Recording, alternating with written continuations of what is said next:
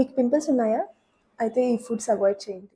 Chocolates, sweets, cool drinks, high sugar ఉన్న drinks ఏదన్నా avoid చేయండి. ప్రాసెస్ ఫుడ్స్ అంటే ఆల్రెడీ దాన్ని ప్రాసెస్ చేసి వాటిలో ప్రిజర్వేటివ్స్ యాడ్ చేసి ప్యాకెట్స్లో కానీ డబ్బాలో కానీ అవైలబుల్ ఉండే ఫుడ్ ఏదన్నా అవాయిడ్ చేయండి.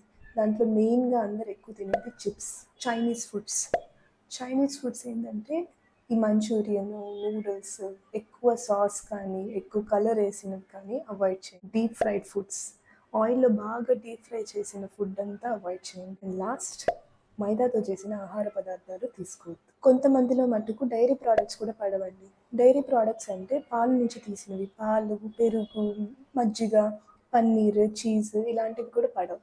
మరి ఇవన్నీ మానేసి ఇంకేం తినాలి అని డౌట్ ఉందా?